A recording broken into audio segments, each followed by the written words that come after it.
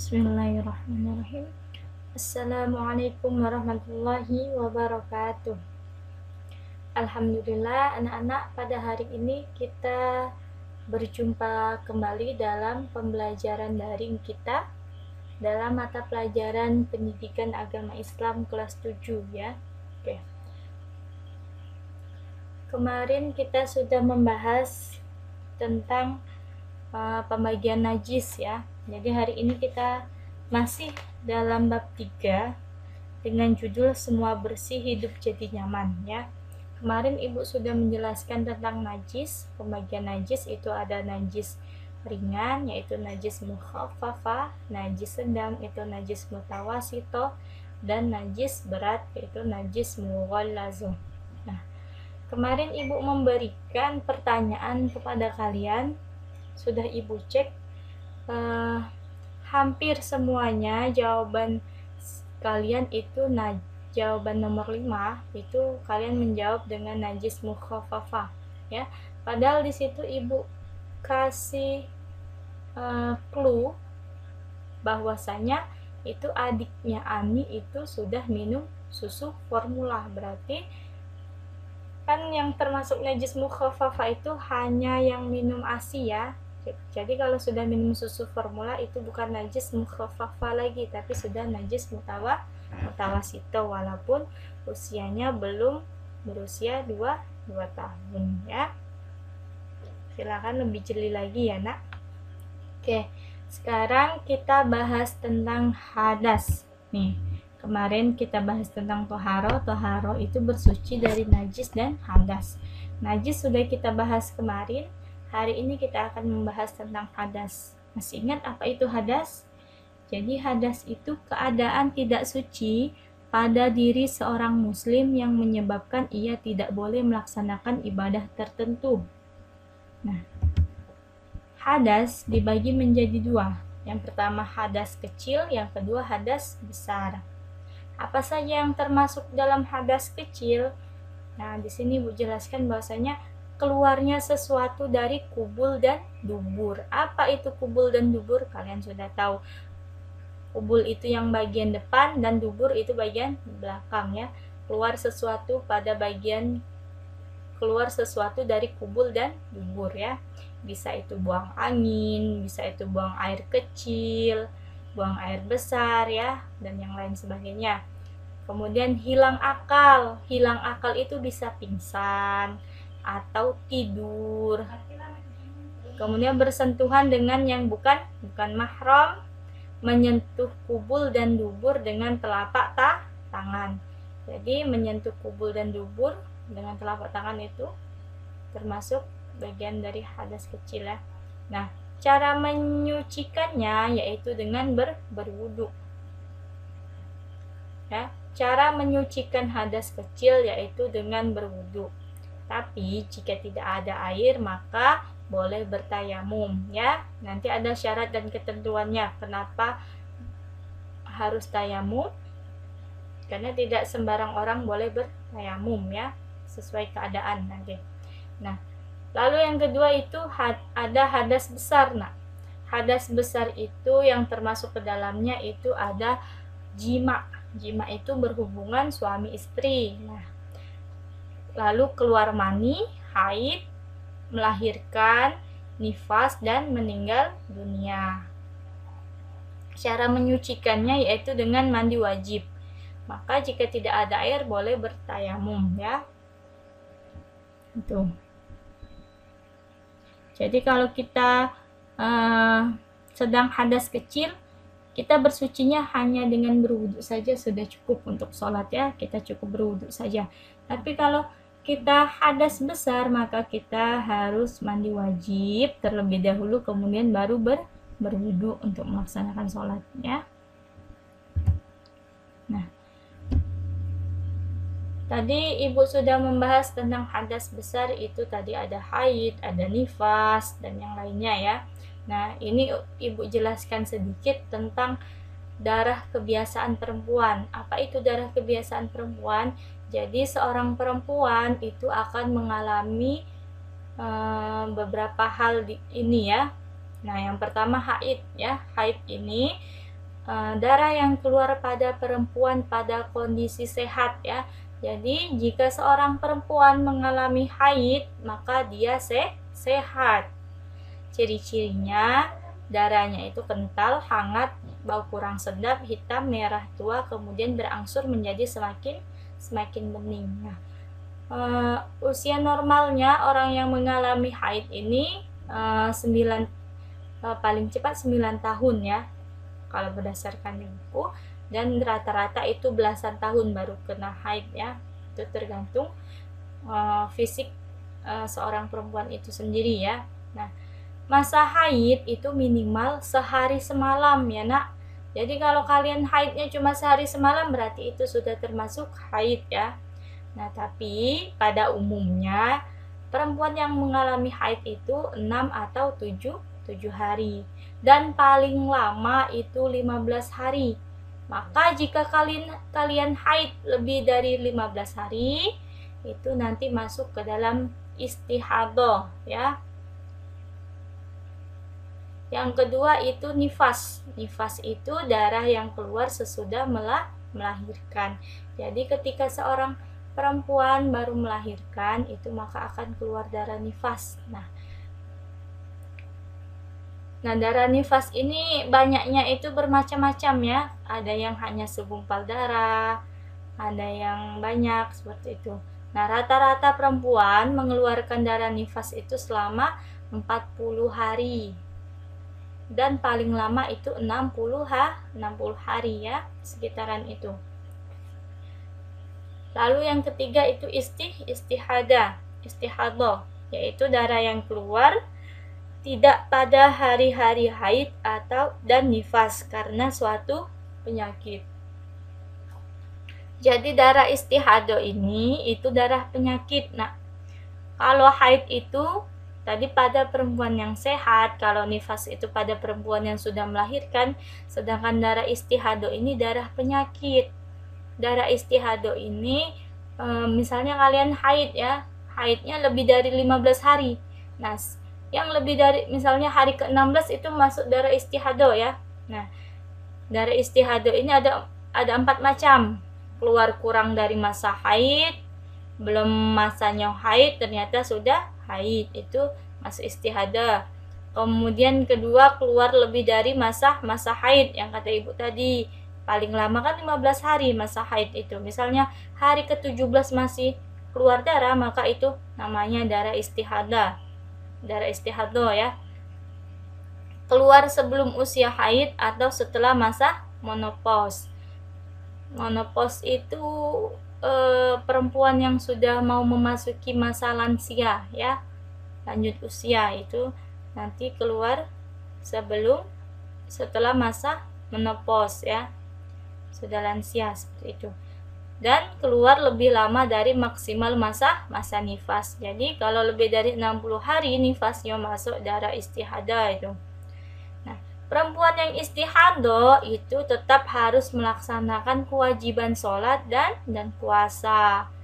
Jadi kalau haid sama nifas kan perempuan tidak boleh melaksanakan puasa, tidak boleh melaksanakan sholat. Tapi kalau perempuan yang sedang istihadhah, maka dia tetap wajib melaksanakan sholat. Nah, bagaimana Bu dia melaksanakan sholat? Maka ketika sudah masuk waktu sholat, ya, baru perempuan itu wudhu. Ya, sudah masuk waktu sholat, baru perempuan itu wudhu dan langsung sholat. Ya, perempuan yang istihadhah maka ketika mau sholat baru berwudhu. Dan pastikan itu bersih celananya.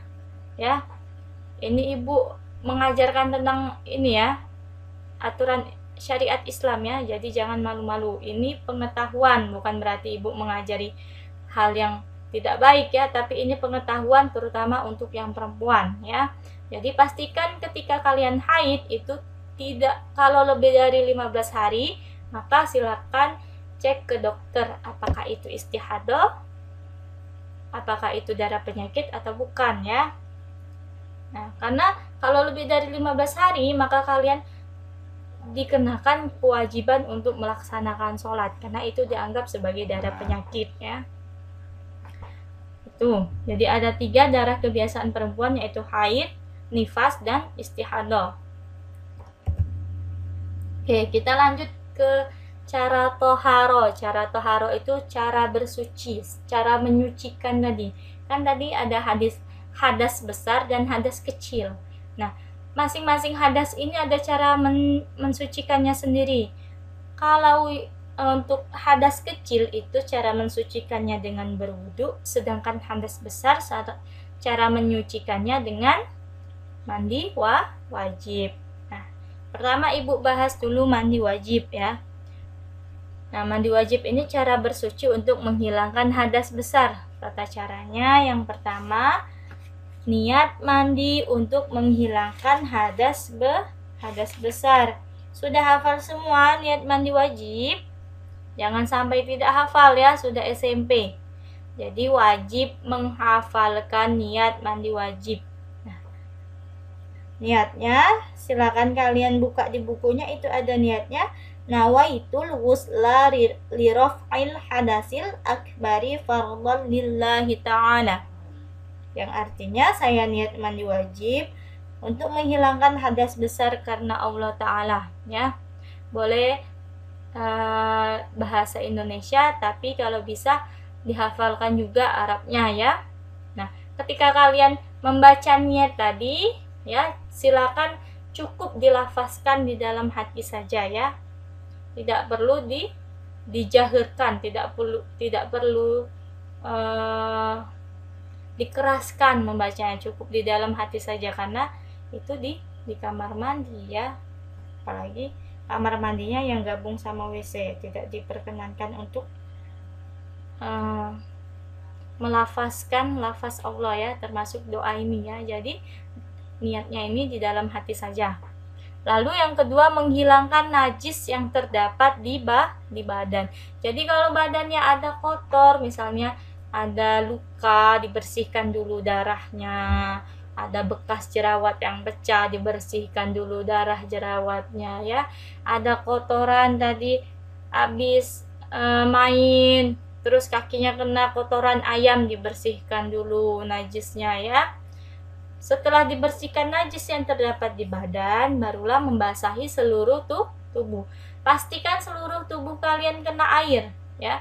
Mulai dari ujung rambut sampai ujung kaki, sampai ke telinga, semuanya ya. Di sela-selanya pastikan harus kena air.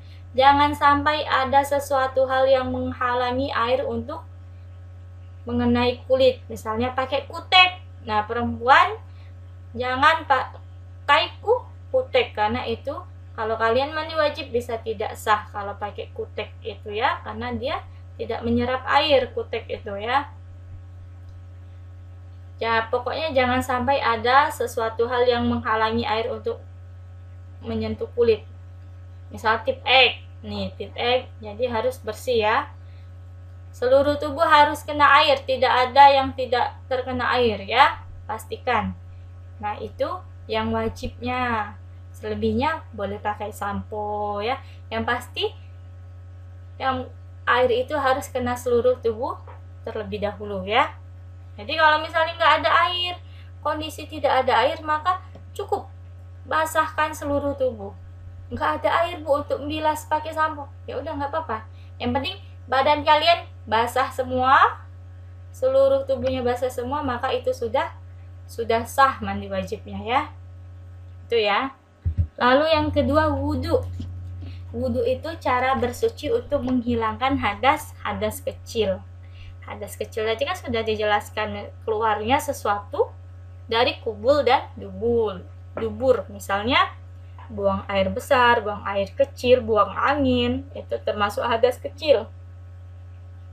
Tata cara wudu di sini ada niat. Nah, sudah hafal niat wudu? Masa enggak hafal nak ya? Ya silakan dihafalkan ya kalau ada yang belum hafal ya. Itu niat wudu yaitu nawaitul wudu'a li raf'il hadasil asghari fardhan lillahi ta'ala. Saya niat wudu menghilangkan hadas kecil karena Allah Ta'ala. Nah, setelah itu disunahkan mencuci kedua telapak tangan.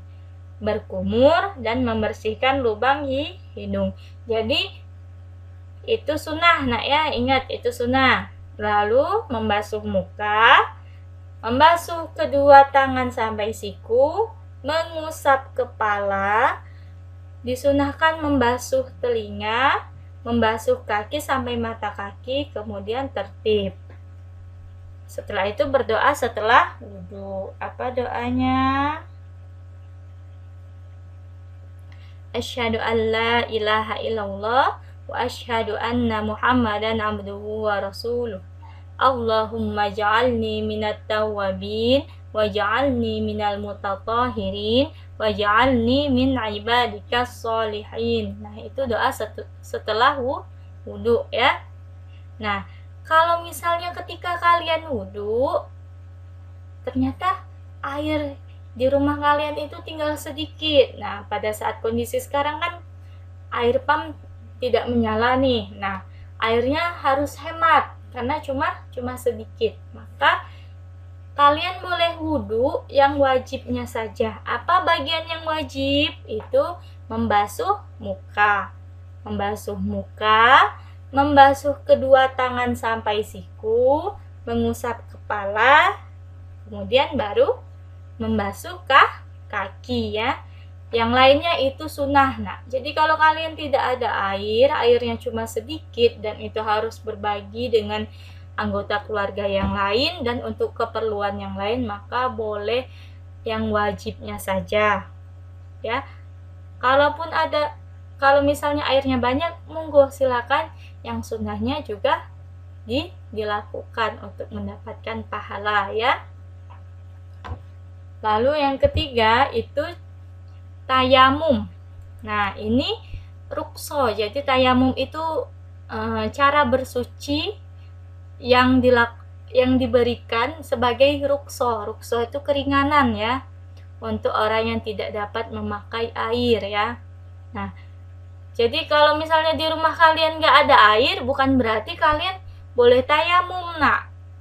Tapi ada ketentuannya kenapa kalian boleh tayamum ya. Ini syarat melakukan tayamum. Yang pertama, tidak ada air dan telah berusaha mencarinya. Nah, misal di rumah kalian tidak ada air, kalian sudah keliling satu kelurahan ini nggak ada air. Kemudian kalian keliling setalang ubi ini nggak ada air. Nah, sampai kalian yang ada air itu cuma di Prabu Muli misalnya. Sedangkan waktu kalian untuk sholat itu sudah mau habis. Dan tidak memungkinkan kalau misalnya kalian mau cari air untuk wudhu itu ke Prabu Muli ya. Nah, itu baru boleh tayamum kalau kayak gitu. Kalau cuma rumah kalian saja tidak ada air, tetangga kalian ada air, ya kalian boleh wudhu. Tidak diperkenankan tayamum, tapi kalian berwudhu ya. Karena tetangganya ada air, boleh minta sama tetangganya kayak gitu ya. Jadi bukan berarti tidak ada air di rumah, kalian langsung tayamum ya. Ini ketentuannya, tidak ada air dan telah berusaha mencarinya. Kalau memang di lingkungan sampai satu kecamatan tidak ada air dan itu sudah mau habis waktu sholatnya, ya silakan baru boleh melaksanakan tayamum ya. Yang kedua, berhalangan menggunakan air. Nah, ini keringanan untuk yang sedang sakit. Biasanya ini kan orang yang sedang mengalami sakit tertentu dan dia tidak bisa terkena air. Kalau dia terkena air, maka sakitnya akan bertambah parah. Nah, orang yang seperti ini diberikan keringanan, dia sholatnya dengan bertayamum, tidak berwudu, tidak apa-apa ya. Ini hanya untuk orang yang sakit tertentu ya nak. Lalu yang ketiga, telah masuk waktu sholat. Jadi tayamum itu hanya untuk yang urgen ya, untuk yang penting kayak gitu ya. Jadi kalau misalnya waktu sholatnya belum masuk lah kalian tayamum, ya tidak bisa. Tayamum kalian dianggap tidak sah ya. Jadi sudah masuk waktu sholat, sudah nyari air kemana-mana, tapi tetap tidak dapat air, maka boleh tayamum ya. Dan tayamum ini hanya bisa dipakai untuk melaksanakan sholat wajib ya. tidak untuk sholat sunnah, karena dia hanya untuk menggugurkan kewajiban kita melaksanakan sholat fardu saja ya. Nah, tata cara tayamum yaitu yang pertama niat. Nah, niat untuk boleh mengerjakan sholat. Di buku kalian ada itu niatnya, silakan dibaca. Nawaitu tayamuma listibahatis sholati faradhan lillahi ta'ala. Aku niat bertayamum untuk dapat mengerjakan sholat karena Allah Ta'ala ya. Lalu yang kedua mengusap ya, itu mengusap muka dengan debu yang suci. Mengusap ya nak. Jadi debunya bukan tanah kalian ambil, kalian taruh di muka kalian, bukan, tapi debunya ya, bukan tanahnya, debunya. Nah, debunya yang suci kemudian kalian usapkan di wajah. Lalu yang ketiga itu mengusap tangan kanan hingga siku dengan debu ya. Lalu yang keempat mengusap tangan kiri hingga siku dengan debu ya. Itu singkat kalau tayamum, hanya muka dan tangan saja ya. Dan pastikan ketika kalian mengambil debu untuk tayamum itu harus di tempat yang berbeda-beda ya. Nah, ini ya nak, tayamum ini hanya untuk keringanan saja ya. Jadi kalau kalian bisa wudhu silakan wudhu saja ya, tidak perlu tayamum. Tayamum ini hanya untuk orang-orang tertentu dan dalam keadaan tertentu saja. Oke, hikmah toharo. Nah, apa sih hikmah kita bersuci ini? Hikmah toharo ini yang pertama, orang yang hidup bersih itu akan terhindar dari segala macam penyakit. Kita sudah tahu ya bagaimana. Sekarang kita harus sangat menjaga kebersihan supaya terhindar dari wabah COVID-19 ya. Itu salah satu hikmah toharo. Orang yang hidup bersih akan terhindar dari segala macam penyakit. Lalu yang kedua, Rasulullah Shallallahu Alaihi Wasallam bersabda bahwa orang yang selalu menjaga wudhu akan bersinar wajahnya kelak saat dibangkitkan dari kubur ya. Jadi rajin-rajinlah kalian menjaga wudhu ya, supaya ketika di akhirat nanti wajah kalian bersinar. Itulah yang menandakan orang-orang mukmin dengan orang kafir yang lainnya ya. Jadi orang mukmin yang rajin menjaga wudhunya, maka wajahnya akan bersinar nanti di akhirat ya. Makanya sebelum berangkat sekolah wudhu dulu, sebelum tidur wudhu dulu ya, setelah mandi wudhu juga. Usahakan segala aktivitas kalian jaga wudhunya ya, walaupun misalnya di tengah jalan ternyata kalian buang angin, ya nggak apa-apa, yang penting kalian sudah berusaha menjaga wudhu. Sebelum berangkat sekolah wudhu dulu. Nah, dengan begitu kan kita membiasakan diri kita untuk selalu suci. Lalu yang ketiga, dapat dijadikan sarana untuk lebih mendekatkan diri kepada Allah Subhanahu wa Ta'ala. Yang keempat, Rasulullah Shallallahu Alaihi Wasallam menegaskan bahwa kebersihan itu sebagian dari iman. Jadi kalau orang yang tidak menjaga kebersihannya, apakah dia beriman? Ya, silakan kalian tafsirkan sendiri ya. Karena kalau orang yang beriman itu kan rajin menjaga kebersihan, sholat pun harus bersih. Nah, berarti kalau kalian orang yang beriman, maka harus menjaga kebersihan. Ada juga ungkapan bijak yang mengatakan bahwa kebersihan pangkal kesehatan. Lalu yang kelima, kebersihan akan membuat kita menjalani hidup dengan lebih nyaman. Iya, tentu. Kalau rumah kita bersih, kamar kita bersih, kelas kita bersih, sekolah kita bersih, tentu kita nyaman. Kalau kotor kan banyak nyamuk, nanti ada penyakitnya juga, tidak enak dipandang, kita tidak akan nyaman ya. Nah, jadi itulah nak hikmah dari bersih, kebersihan hidup nyaman dengan bersih. Kalau dalam Islam itu suci, toharo ya. Toharo itu bersuci, menjaga kebersihan ya. Itu ya nak. Jadi itulah materi kita pada bab 3 ini.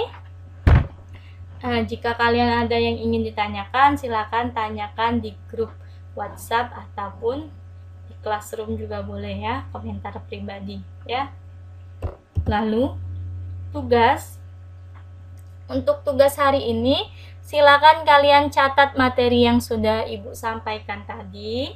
Kemudian silakan kalian kerjakan soal pilihan ganda dan uraian pada halaman 42 dan 44 ya. Tidak ditulis soal dan langsung tulis jawabannya ya. Silakan dibuat tanggal setiap tugasnya. Tugas ini dikumpulkan di bagian penilaian harian.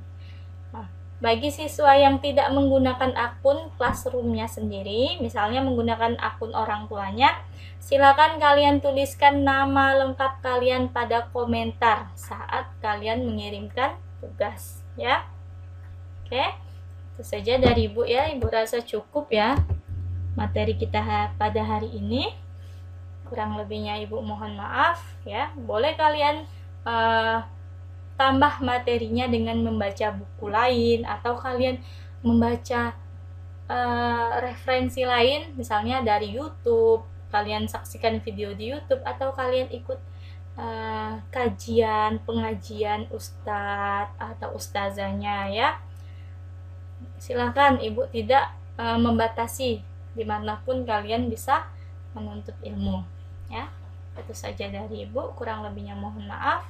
Ibu tutup. Wallahul muwaffiq ila aqwamit thoriq. Wassalamualaikum warahmatullahi wabarakatuh.